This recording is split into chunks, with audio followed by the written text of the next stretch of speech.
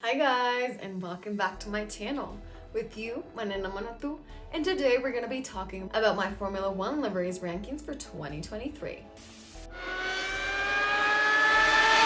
Okay guys, so before I start this video, I just wanted to tell you a little story which has nothing to do with Formula 1, but with the fact of me filming this video. So I hope you guys like it because I filmed it once. When I go to my camera to press stop, I notice it was blank.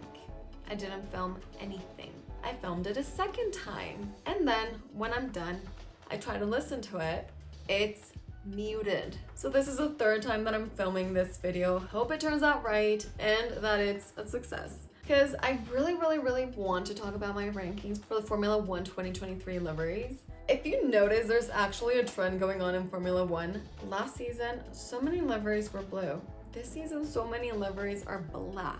So we're back to black, baby. But there is a reason of being. If you notice, last season a lot of the teams actually had issues with the weight discrepancy. And of course you can't, minimize the size of an engine, for example, because the engine is that way for a reason. Teams have actually worked hard to know what size they want their engines to be to work the best they can.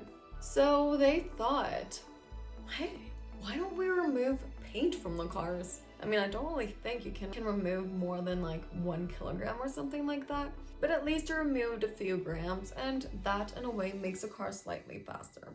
That is why this year most of the teams Mercedes actually have a lot of black in their cars. It's not black paint, it's actually nothing. That's right. So for the last places, I didn't necessarily give it to teams that don't have pretty liveries. I more likely gave it to teams that didn't change that much. That's why the 10th place, I decided to give it to Red Bull. I mean, filming this video, I think, Red Bull is probably from the artsiest liveries out there. So one that and Williams remind me most to the liveries in the golden age of Formula 1, but Red Bull doesn't ever change the livery. So I'm just like, okay, I'll give you 10th place. 9th place, I give it to Alpine because it's a pretty livery. I mean, it's really cute, and it has 2 different liveries, the pink and the blue. But the only thing that changed with Alpine this season, without counting Pierre Gasly of course, is that the car only became slimmer. It's as if the Alpine car got on a diet and then it's as if the Alpine car got on a diet. Okay, 8th place, I gave it to McLaren because even though last season I gave it the last place, I just love what they did with the sponsor of Google Chrome. That on the wheels, oh my gosh, it's lit. And they added these special little rainbow touches on the livery. It just really makes the orange pop, I don't know. I just really liked it. 7th place, AlphaTauri. This is actually really funny because AlphaTauri has a new sponsor, Orlen, which used to be Alfa Romeo's main sponsor. So they added that little touch of red, which I don't know why. It just, the whole uniform and the car and everything just reminds me of K-pop. It just really surmounts me to Japan. I'm like, K-pop it is. Like, I don't even know why. Is it the fact that Yuki Tsunoda is there? I have no idea, but K-pop for AlphaTauri. Speaking of uniforms, I'm going to be ranking the drivers' uniforms next week, so don't miss that video. And 6th place, I gave it to a car that I actually love, but they didn't change much. It's one of the most retro cars on the grid, and that is for Williams. Plus, what they did with their new sponsor, Duracell, kind of like recreating this battery at the top part of the car and the protection thingy of the camera. Genius! I mean, that is just so clever. I would have wanted to see more, if I'm honest with you. Maybe all the car could have been black with like a little bit of copper in it. That would have been really sexy and very retro, but I mean, what they did was just on point. 5th place, Haas, and I'm really surprised I gave it such a high position, but this season, it's a livery that you literally do turn to look at. It's a sexy livery, if I'm honest with you.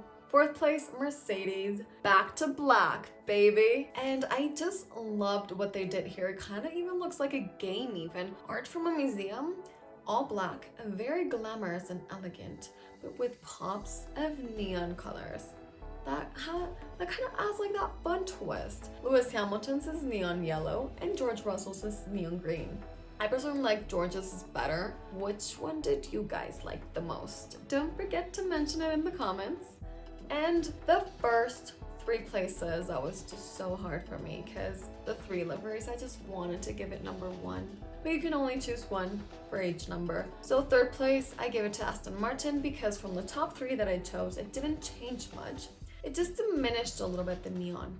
And I mean, Aston Martin is just a sexy livery on its own. And if you think about it, anybody that wears Aston Martin merchandise looks good in it.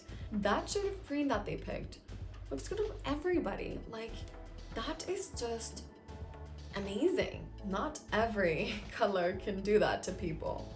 2nd place, my beloved Ferrari. Classic as always. They've never missed a livery design, except for that one time when they decided to add a neon green M. But Ferrari learned from their mistakes and, well, they got rid of it. And the 1st place, because I mean, it is hot. Alfa Romeo. I mean, like, my jaw dropped when I saw it. And that half red, half black, man, it really stole my heart. So simple, yet so appealing. Alfa Romeo is another team that has a new sponsor, Steak, and I think this badass livery. I can't wait to see what it does on the track. What about you guys? What was your favorite livery of the season? Don't forget to comment down below, and of course, don't forget to like, comment, and subscribe to my channel. See you again next week on another episode of A Girl Talks Formula 1, in which we will be ranking the Formula 1 drivers' uniforms.